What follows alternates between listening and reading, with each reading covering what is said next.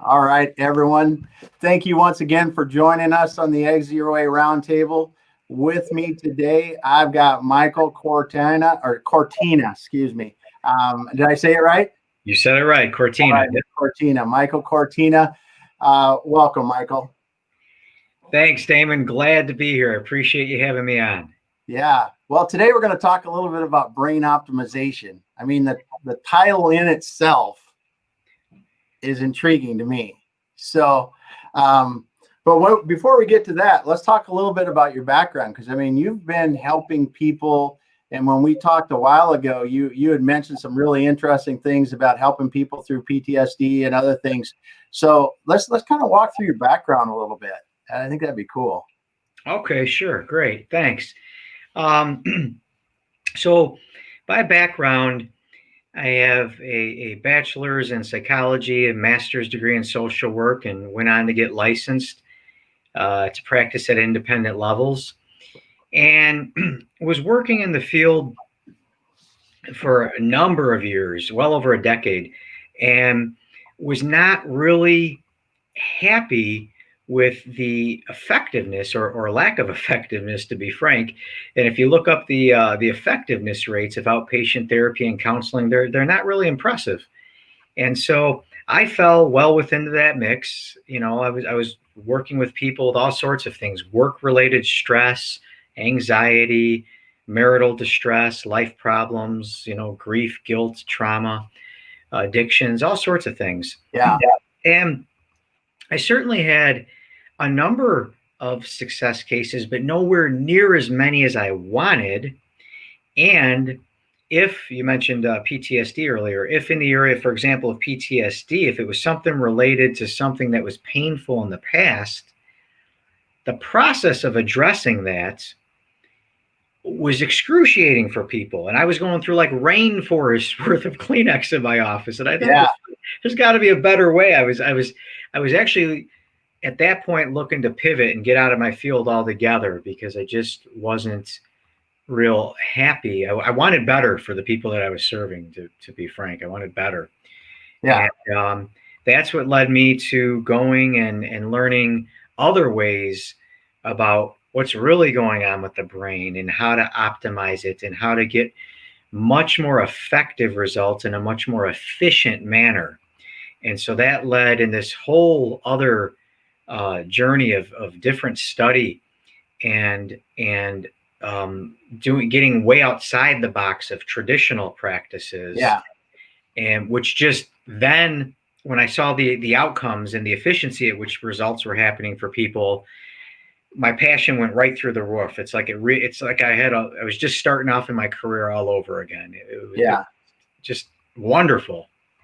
Yeah. So when you talk about that, and when we talked before, you talked about not only do you have better success rates, but it's much faster.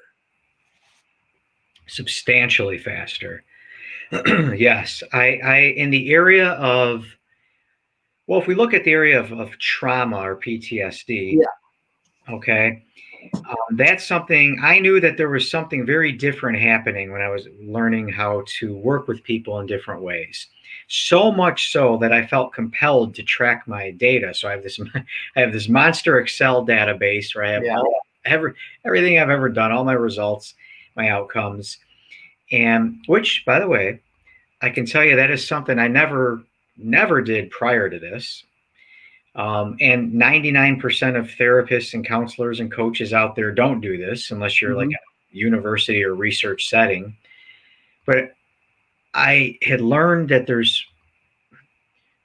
this could be much more effective. So I was compelled to keep data, and I'm showing about a 90% effectiveness rate in getting trauma PTSD resolved.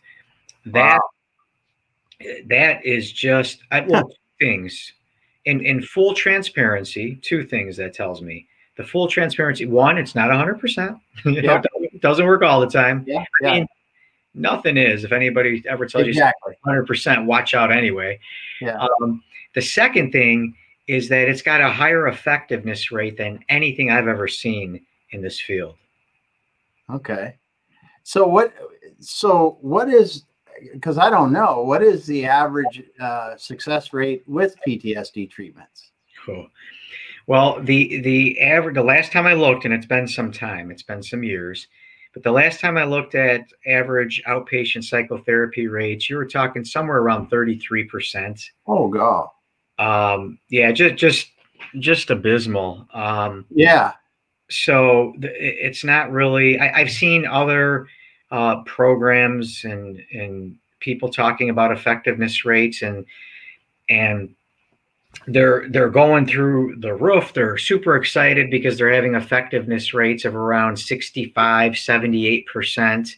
Yeah. And those processes, though, require people to relive and re-experience all that pain all over again, where the stuff that I've learned and that I've developed does not require that. So people do not have to relive, re-experience any of the pain that they've already survived through in the process of getting the pain resolved.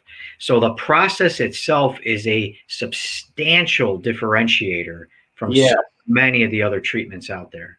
Yes, I can imagine so, because what you just brought up the whole thing about having to relive that experience again, no matter what. I mean, no matter what the traumatic uh, incident or incidents are, that's got to be as bad as anything again, to have to relive and go through that again, just on the way to recovery. And if you can get past it without that, that's got to be a much better for the patient as well, even if the end result is success, or deemed successful.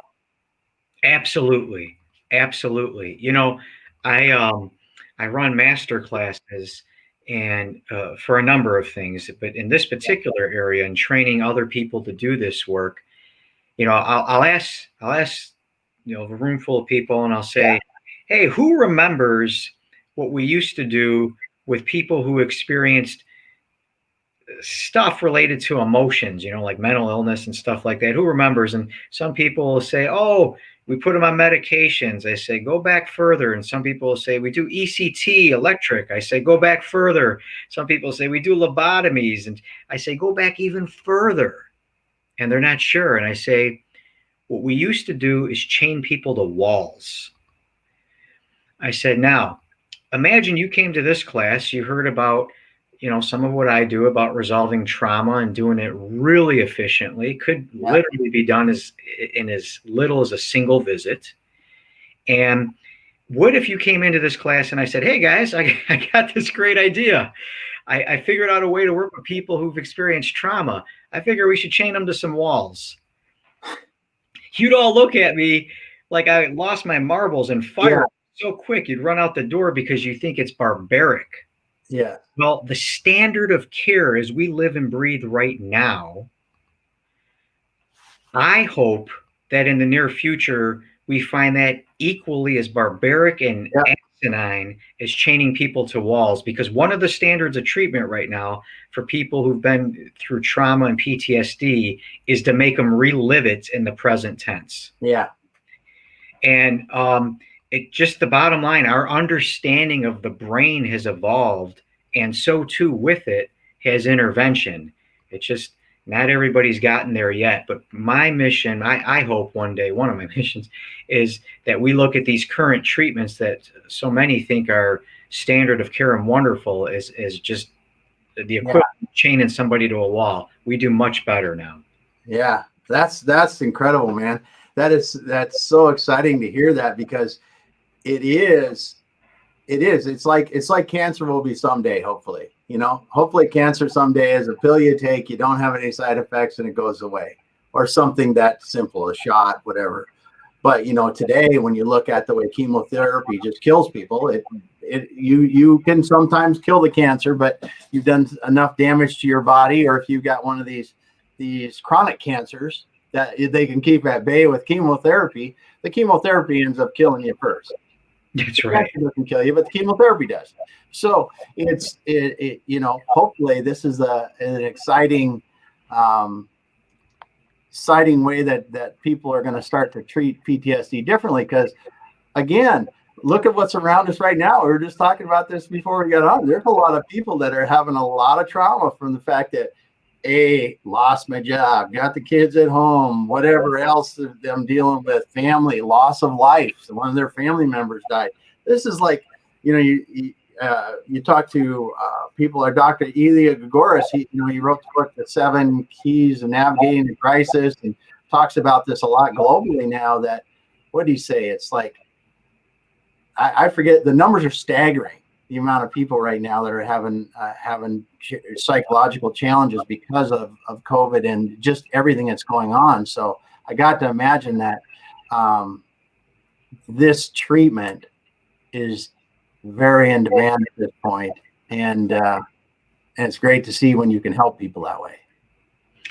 Absolutely, people are hurting out there. I mean, you reference it. The numbers are going through the roof with anxiety, fear, uncertainty, domestic violence, alcohol and substance abuse of children. I mean, so many social determinants and mental wellness factors are just shooting through the roof right now. You got that right. Yeah. So when you look at the way that you're teaching, that you're showing people how to treat PTSD, when you look at all the people in the United States that are treating PTSD now, and I know you don't know exact, or maybe you do, how many people are actually converting to this way? Not enough. Yeah, I mean, there's literally, when you look at all the various providers that are out there, doctors and nurse practitioners and therapists and counselors and psychologists. I mean, it's literally a drop of water in a very large lake. Yeah. As far as people who know how to do these more transformative methods in a much more efficient and effective and gentle way. Yeah. It's really sorely outnumbered at the moment here. Okay. Well, you got to know where you're at. That's one of the things, with anything. And so, have you found much success working with veterans groups on these kind of things? Oh, absolutely. Yeah. I actually, a couple of years back, such gratitude for this, to much respect to veterans and military out there. And a few years back, they were doing a nationwide search for people to come and work with veterans at this nonprofit, and it's called Operation Warrior Resolution. It's down in Florida. Operation Warrior Resolution, and they were doing a nationwide search, and I was one of only 3 people who actually got tapped on the shoulder to be selected to be a provider at these Warrior Healing Retreat weekends. Yeah. So I go out there, and and everything from people who've served, who've never deployed, all the way up through special operations forces who've had years of battle zone deployment. Yeah. And to go out there, and it's a intensive wraparound experience for the veterans. Everything built around these treatments. There's all sorts of ancillary nutrition education. There's yoga. There's body work. There's equine therapy. But really, the hallmark of the retreat is this brain optimization work, and have had many success stories coming out of there, and it's just such a great honor to serve them. Yeah, I bet. Because some of those kids, and why I call them kids, because they're all kind of kids to me now, but some of the stuff they've seen is just, I had to deal with, and themselves too. I mean, losing a limb or other damage that they have from it, and but the brain damage is probably just as bad as the physical damage in a lot of respects, or worse. So that's really cool. I'm going to have to think about that too, because if there's some other veterans groups, I want to definitely connect you with them, because that's one that That's one of the groups that we try to help a lot when we can, and we do have a few people that we might be able to share, because I just think that to me is one of the causes that I want to get more involved in over the next few years. And it's such a beautiful thing, and even before going out to those retreats, I would serve veterans in my private practice. Yeah. Veterans and civilians alike. Yeah. Oh yeah. But going to these retreats have just been really amazing. The transformative experiences that these guys and women who do male and female retreats come out the other side of. I just did a visit with a veteran. When was just as recently as last week was the most recent, and we did it over this kind of a format because this was someone who's in a different state. Yeah. And it just boom, things turned around, and life's going so much better. It's really it's a joy. It's a joy. That's incredible. So as you've learned this brain optimization techniques, what is it? I mean, what is it you're actually helping people do when you do this? So I would define brain optimization as a process of getting the brain to respond to life in the most enticing and optimal way possible. Now, that has implications for past events, memories. That has implications for the present moment. And that has implications even for future projections. Mm-hmm. And so if you think about a lot of times when people, these things that people experience, I call them distractions. Things like guilt, anxiety, anger, fear, uncertainty, on and on it goes. I call these distractions. Yep. And the reason they're distractions is because they're taking away from a more fully present and enjoyable experience of life. Yeah. Which can also translate into, I mean, if you think, I've worked with a lot of business people, a lot of executives. It translates directly into production. Yeah. Productivity, effectiveness in the work setting. These distractions can sap the battery away from what it is that people really want to be investing their time and their energy into. So one example then of brain optimization, getting the brain to respond to life in the most enticing and optimal way possible, is this. Let's figure someone, we'll stick with the theme so far. What the theme has been is PTSD trauma. Yeah. Let's figure somebody experienced something, and whatever it was that they experienced or witnessed or what have you continues to push a lot of buttons for them, such that whenever they think about it or talk about it, or if they get a memory of it, they experience dis-ease. Okay. So that could be, nightmares. That could be flashbacks. That could be irritability. It could be anger. It could be anxiety. It could be drinking or substance use so that they don't think about it anymore. Mm-hmm. They experience any number of fluctuations in mood, such that when the memory of that comes to light, that's what happens. Now, what's going on there, most people will say what's causing that person to be distressed is the event.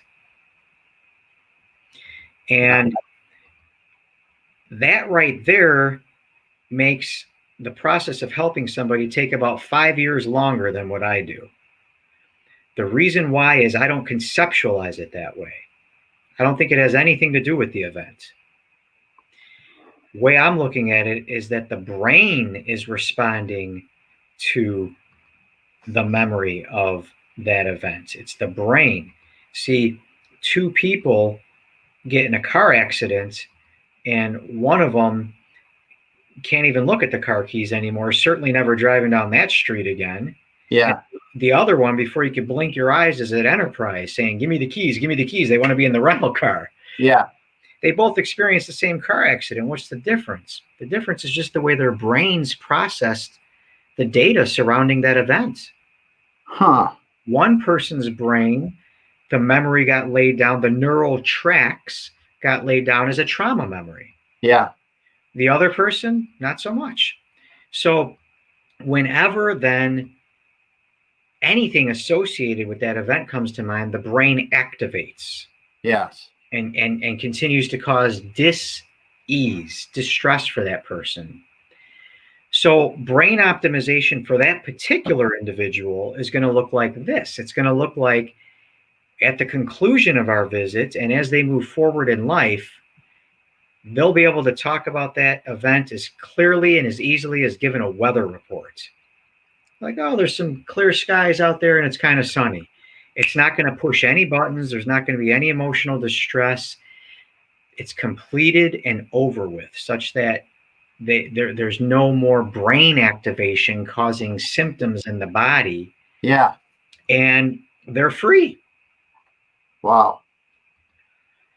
I can see how that, I mean, what you're talking about is very similar to many other things that happen in the world when people look at a problem and they say it can't be solved, but someone looks at the fundamental understanding that the other people, that causes the other people to think that they can't solve it. And when they look at it from a different viewpoint, they solve it like it was no big deal.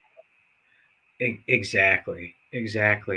You know, and I used to conceptualize it as the events. Yeah. The events. And then I learned where I have 100% failure rates. Yes. I'll share this with you. I'll go there. I have 100% failure rates in being able to effectively impact something that's already happened. Mm-hmm. I could do nothing about that. But what I have learned how to do is have a dramatic impact in how the brain processes the event that already happened. Yeah. And so in brain optimization, what I'm doing there is getting the brain to reprocess. Yeah. And so 100% failure rate with having any impact or influence on an event that's already transpired. Whoops. But substantially higher effectiveness rates looking through the lens of brain optimization and brain-based work. Wow. That's just amazing, man. That's just amazing. So what do you think has been I mean, how long have you been practicing brain optimization now? Oh, I'm going to say maybe 9 years, maybe 9-10 years. Yeah. So I mean, this isn't just like you walked down the street yesterday and thought about it. So that's cool because you got longevity on this thing and you really see over time how this can help people. I just, man, it's so amazing on that part. What do you think is the hesitance by others to adopt this more readily? Yeah, well, it's a mixed bag. You know, it's a mixed bag. I would say one is it's just not out there as much. And in some respects, I'm just starting my journey. I'm just starting my journey of raising awareness. I just, got on LinkedIn only a year ago in earnest, a year ago, Okay. in terms of talking about these type of topics. And so I consider that I'm just starting. I'm at the infancy stages of causing a revolution here. Yeah. and that's one. Two is having been doing some different practices over the years. Interesting things have happened. And so, for example, if I do a master class or not even we could say a master class or even just a 1-day sort of webinar, training. I collect my evaluations. At the end, the evaluations come in and I look at them and I get about 90% really high ratings, strong evaluations on what I've presented. The other 10%, the majority of that 10% is kind of somewhere in the middle, and there's only a few percent that actually want me dead. Yeah. and I think, what I've learned over time, first and foremost, is to put my energy into the 90%. Yes. So that's where it goes these days. But I'll give you the takeaway. What I learned about that smaller percentage of people who aren't waving the flag for me. Couple things. One is it just shakes, if they've been traditionally trained, it shakes up the paradigm too much. It's so 100% the opposite of traditional therapy or counseling. I don't even use that word. You notice I use brain optimization Mm-hmm. because I don't consider what I'm doing therapy when you consider therapy in the traditional sense. So it shakes up the paradigm. It's a substantially different way of thinking and working and connecting with somebody. So for some people, that paradigm shift is too much. For other people, they're really tied into in traditional kind of settings, traditional therapy and psychological work. Some people get very boxed into this idea of evidence-based treatment, and that there's a lot of formal research to back it up. And some people will ask me that, and I say, no, it's not an evidence-based practice as defined in the old days by SAMHSA. It's what I would call, I have extraordinary practice-based evidence that you won't see doing the traditional approaches. I'm an insider. I know that I've done the other stuff, so I'm kind of like blowing the whistle on the field. You just see it. Yeah. And so some people can't get out of that box. They just because there wasn't some research study that says this, they get really they have a hard time seeing outside of that box. Yeah. And will immediately discount it, even though it's having amazing impact for people. So we had Ira Bowman ask, "What's brain optimization?" I'll try to summarize it here, and then you can correct me. But what we've been talking about with Michael here is a different way to treat people with trauma, and not physical trauma, but the aspect, the mental leftover after effects of PTSD and things like that, in a different way, where your brain processes the way they think about the event. And I'm saying this just to see if I'm getting it close or not, so it doesn't cause us so much dis-ease, as you say. You're definitely in the ballpark. I'll just Yeah. So now you can explain it the right way. I'll fight. You're with me. I'll try to get there. Fine tune a few things. So, the formal definition I've come up with is this. It's going through processes to get the brain to respond to life in the most enticing and optimal way possible. Okay, so that's sort of the formal definition. An example as because this has all sorts of application. Well beyond trauma and PTSD. You could just think about someone who maybe they're not experiencing any heavy duty stuff like grief and guilt or what have you, but who's just not quite at that level that they want to be. They're looking to level up in their career, and so there's things to do for that. So it's the process of getting the brain to reprocess stuff related to the way it's been reading that event that took place in such a way that the aim is to have zero impact moving forward. That this thing couldn't push buttons. Give you a quick little example, quick little story just to drive this home. There was a woman who had been gang raped. While she was gang raped, her favorite song was playing. She could never listen to her favorite song anymore for all those years. She came, we engaged in a process, we collaborated, we connected, we engaged in brain optimization. She's playing that song all the time now, just doesn't touch her. So something that had been such a horrific trigger for her, her favorite song, she couldn't listen to anymore. Now she listens to it all the time and is completely level. Wow. That is quite an example, because that's obviously a horrific thing. And to be able to process it differently. I mean, even when you're talking about, and this back up again, because you said a little bit about just the anything, and you talked about executives. I know when we talked before, you had been working with some executives, and I've got to believe that the same kind of things at different levels, obviously, affect executives, because or anyone really, that they're trying to do things and trying to better themselves in their career or their life, and you just think about anything that it could be that I want to be a better basketball player, heck, on the weekends or whatever it is, and and it affects you. All these things affect you. I remember that last weekend I got jammed all over the place, or something like that, and I'm never going there again or whatever. But if you could practice this in almost the process of thinking this way, I got to believe that it can do some pretty incredible things for people.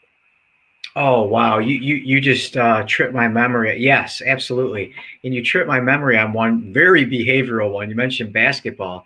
So I was working with a young guy. He was going to be going off to college, and he, wanted to be able to do this one move on his skateboard because his plan was to be skateboarding around campus, and he couldn't Yeah. do this one particular move that would have made getting life around campus on a skateboard much more easy.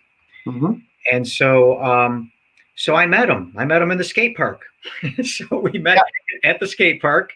Again, very non-traditional. Doesn't have to be in an office. Yeah, I that's awesome. met him in the skate park, and kind of, again, went through a few processes of brain optimization. Boom, he started doing that move on his skateboard. He was screaming out loud. Oh yeah. Actually, we were in the parking lot just outside the skate park. He was screaming out loud in excitement. It was the first time he ever did that move in his life, and so there's lots of application, and certainly for executives and high level sales professionals. Yes. I hear from salespeople quite often, actually. Um, they deal with a lot of stress, pressure, uncertainty, Mm-hmm. fear. There's a lot of salespeople who end up, you know, um, getting quite cozy with a bottle, Yeah.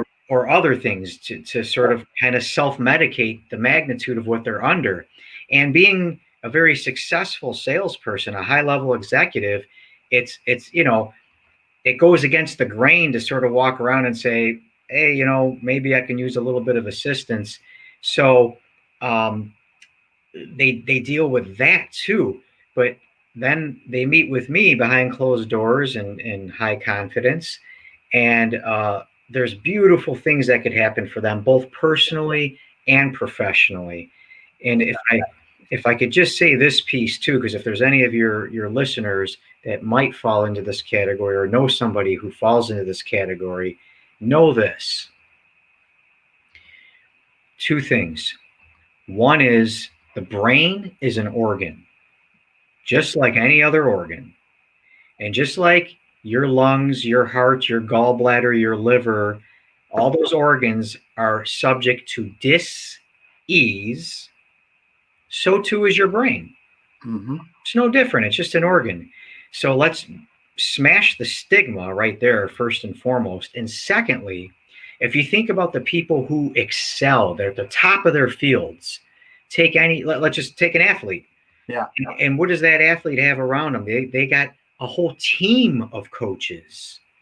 They got, the physical conditioning coach. They got the strength coach. They got the cardio coach. They got the sports psychologist. They people who are really excelling and at the top of their field. Not only sometimes have a coach, but have a team of coaches. Mm-hmm. So if you find yourself wanting to level up or struggling with distractions, as I call them, that are making you less effective than you'd like to be, it's really as simple as that. You're just engaging with somebody to coach up. Yeah. That's awesome because, you know, it's funny. I saw an article, I think it was last week or the week before, they were talking about Russell Wilson, the quarterback of the Seahawks here in Seattle. And he said he spends over $1 million a year on people that help him with his mental and physical health and well-being. Oh, wow. Like, wow. There you go. So, you know, when you do get, if you do want to get to the top of your game, you do have to have coaches. It's just the way it is. And you have to be spending time and money on your development. I mean, that's just, it'll only go so far without that. But I just think that this, from the time we first talked about this and knowing people and family and friends that have been in traditional therapy for things for many, many years, and when you talked about this and the way that you're helping people and not just the speed, but the way that they don't have to relive this over and over and over, I think is so phenomenal. And like the example you gave of the lady that had the gang rape incident and her favorite song. I mean, I if you can help someone do that, that's quite a thing. It's quite a sorry. It's live. That's what it is. I thought I had it on mute, but I didn't. It's something. So, yeah. You know, and in your practice, then are you seeing people individually? Are you doing master classes, or how do you help people with this? So I certainly meet with people individually, and I'm doing that both in person and by Zoom. Yeah. So that, you know, I could meet with people all over. I just met, well, not just, maybe recently, I met with someone who survived the California fires. Yeah. And lost everything. Lost absolutely everything. Yeah. And had been really, was experiencing PTSD trauma stuff. I won't get into detail of the story, just to kind of protect that confidence. Yeah. But it was a pretty dramatic experience that this individual had gone through with the California fires. Yeah. And had heard about me through a colleague on LinkedIn and reached out, and we met for one visit, exactly one visit. It went maybe an hour and a half, hour and 40 minutes tops, and checked in with this individual several weeks after the visit, and said that was weird, that was different. I've been in therapy before. I've never experienced anything like that, and I am 100% not getting any level of distress, any triggers related to the fire. It was amazing. Wow. So yeah, it really has dramatic impact on people. So much so that I do what I did with you earlier. I feel I never did this when I practiced traditional therapy, but I feel compelled to do this now, because usually by the time people get to me, they've heard, you know, a number of good things, or they've seen some of the recommendations or testimonials on my website or LinkedIn, and that I feel compelled to say it doesn't work all the time. You know, it's not. I mean, it might sound like common sense, but I think that's really a testament to what's been happening for folks, and just how high the effectiveness rate is. That I go out of my way to be transparent and say, you know, hey, there's no guarantee, but we're going to shoot for the moon. That's for sure. Yeah. But I mean, on the other hand, you know, if someone has a challenge, right? And there's a lot of people, like I said, that go through years and years and years of therapy, and still the progress is minimal, if any. And this is something that I mean, if you're looking at your mental health and how that can affect your day-to-day, the cost on your don't even put money in it, just cost on happiness and enjoying life. Hell, it's why you should be searching this out until you're dead. because it's so important. So I think that's I respect you for saying that it's not effective all the time, but I do encourage that, if people are having trouble to definitely seek help and definitely talk to you, because I think this brain optimization is an incredible thing. I really do, especially when you think about it's like I said before. I think this is a different a way of fundamentally looking at a problem and solving it differently. And when people do that, interesting and good things happen. So I'm really excited that I've learned more about it with you. It's just cool. Thank you. I so appreciate that. And that's a great description. It really is fundamentally different. Yeah. It is just, it's funny when I work with people who've been in traditional therapy, and I'm like, just put on your seatbelt because this ain't going to be anywhere near the same. Yeah. It is fundamentally different. I realize I only answered part of your question earlier. So yes, I work with people individually. I also do consultation for mostly healthcare organizations, but I do consultations for business around um, leadership training and development, workflow efficiencies, Yeah. and then also um, getting back to 2020 has obviously been a unique year. So kind of getting back to offering master classes. Yeah. That's something that had been going on for a number of years. 2020 sort of took a little hiatus on that. So that'll be coming back around Okay. as well. Well, very cool. Well, Michael, it's so awesome to get to talk to you a little bit more, and I'm amazed at this. It fascinates me to listen to this, and I hope that if there's one person that got benefit from this today, I'm just going to be Jack, because this to me, as you talked about, the fundamental difference in the way you're doing this is game changing for people, and if people are having trouble, they definitely should consider this, I think. Thank you so much. I just love that we had this opportunity to sit down and talk. And if people want to get a hold of you, what is the best way to do that? Oh, thank you. Yeah, so you could get a hold of me at, you could go to my website, which is michaelcortina.com, Yep.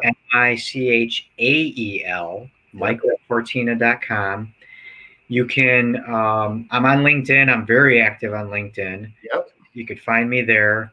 I think those are two good ways to find me. And we'll put those links in the stuff when we get this posted, and when it's on YouTube and such, so people can see it. But man, Michael, thank you so much for stopping by today, the roundtable, and talking about brain optimization and how you're helping people, because man, you're doing good things, and I love to get the word out there and just let it be known, man, because it's needed, and you're helping people. So cool. I thank you. I so appreciate your time. I appreciate the opportunity to have this discussion. Thank you for that. All right. Everyone have a great day. Thanks, Michael. All right.